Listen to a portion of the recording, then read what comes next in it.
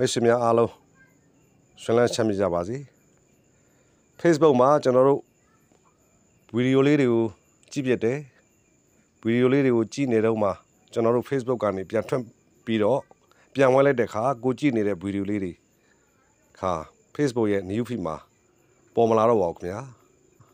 အဲ့လိုကိုကြည့်ခဲ့တဲ့ဗီဒီယိုလေးတွေကိုပြန်ရှာလို့မရတဲ့အတွက်ကြောင့်ကျွန်တော်တို့ဘယ်လိုပြန်ရှားမယ်ဆိုတာဒီနေ့ကျွန်တော်မျှဝေသွားမှာဖြစ်ပါတယ်ကို save ထားတဲ့ဗီဒီယိုတွေကိုတော့ Facebook မှာအလွယ်တကူပြန်ရှားလို့ရပြီမဲ့ဒီ Facebook ရဲ့ဒီ new feed မှာတက်လာတဲ့ post တွေကလည်းအလွန်လှင်းများပါတယ်ခင်ဗျာကိုကြည့်နေတဲ့ဗီဒီယိုလေးကိုကြည့်နေတော့မှအကြောင်းတစ်ခုနဲ့ Facebook ထဲကပြန်ထွက်ပြီးတော့ပြန်ဝင်လိုက်မယ်ဆိုရင်ကျွန်တော်တို့ကြည့်ထားတဲ့ဗီဒီယိုလေးတွေဟာများသောအားဖြင့်ရှားလို့မတွေ့ဖြစ်သွားတတ်ပါတယ်YouTube မှာဆိုရင်တော့သူကရှားလို့လွယ်တဲ့သဘောရှိပါတယ်ဥပမာ YouTube channel တွေကိုကျွန်တော်တို့ဝင်ကြည့်မှာဖြစ်ပါတယ်ဒါဆိုရင်ဒါကျွန်တော် channel လေးဖြစ်ပါတယ်မိတ်ဆွေများအနေနဲ့ကျွန်တော်ရဲ့ channel လေးကိုလည်းဒီ subscribe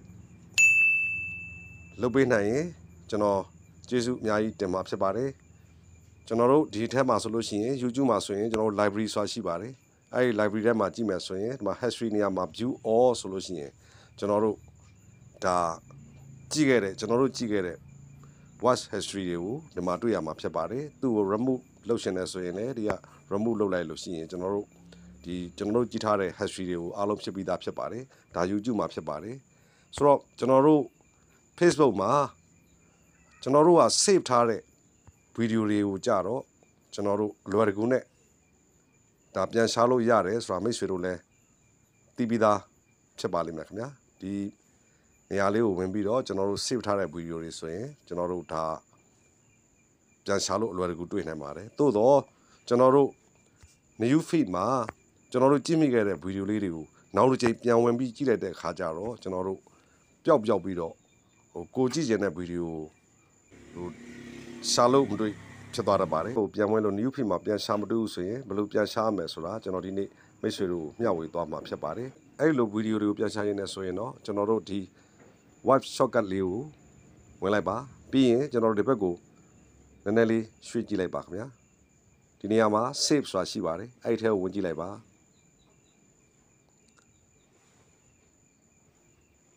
ဒီမှာကျွန်တော်တို့ like video ဆိုတာရှိပါတယ်ဒီ like video ဆိုတာကတော့ကျွန်တော်တို့ like လုပ်ထားတဲ့ဗီဒီယိုတွေဖြစ်ပါတယ်ခင်ဗျာပြီးရင်ဒီနေရာမှာ finish watching ဆိုတာရှိပါတယ်ဒါတွေကတော့ကျွန်တော်တို့ပြီးဆုံးအောင်မကြည့်လိုက်ရသေးပဲနဲ့တဝက်တစ်ပြည့်ကြည့်ထားတဲ့ဗီဒီယိုတချို့ဖြစ်ပါတယ်နောက်တစ်ခါကျွန်တော်တို့ watch history ဆိုတာရှိပါတယ်ဒီနေရာလေးကိုဝင်လိုက်ပါခင်ဗျာကျွန်တော်တို့ပြီးဆုံးအောင်မကြည့်လိုက်ရဘဲနဲ့ new feed မှာပျောက်သွားတဲ့ဗီဒီယိုလေးတွေဟာဒီမှာရှိပါတယ်ဟုတ်ကဲ့ Facebook ရဲ့ watch history ကိုဘယ်လိုရှားမယ်ဆိုတာကျွန်တော်မိတ်ဆွေတို့ကိုကျွန်တော်မျှဝေလိုက်ရပါတယ်ခင်ဗျာ